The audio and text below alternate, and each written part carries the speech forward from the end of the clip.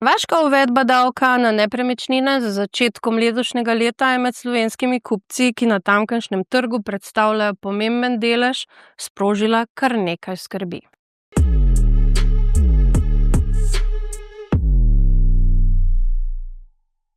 A za zdaj kaže, da novi davek ni bistveno zmanjšal zanimanja za nakup nepremičnin.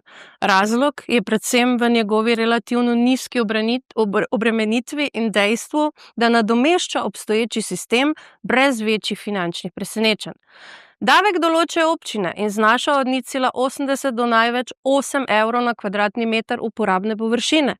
V praksi se v večini primerov giblje med 2 in 5 evri, kar pomeni, da so letni stroški za povprečno stanovanje še vedno obvladljivi. Poleg tega so nekatere nepremičnine, kot so tiste za stalno bivanje ali dolgoročni najem, oproščene plačila, kar kaže na premišljeno davčno politiko, ki ločuje med investitorji in uporabniki. Kljub temu pa že prihaja do sprememb v vedenju lastnikov. Številni so se zaradi uvedbe davka usmerili v dolgoročne najeme, saj je kratkoročno oddajanje postalo manj dobičkonosno. Hkrati trg nepremičnin ostaja napet zaradi višjih gradbenih stroškov in omejene ponudbe. Čeprav Slovenci trenutno še vedno vodijo med tujimi kupci, bi morebitna dvigovanja davčnih stopenj v prihodnje lahko spremenila tok zanimanja.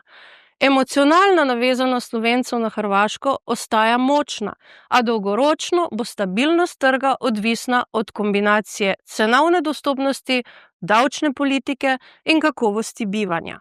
Če bo davek ostal razumen in predvidljiv, bistvenih pretresov ni pričakovati, a končna slika bo, kot vedno, odvisna od lokalnih odločitev in gospodarskih razmer.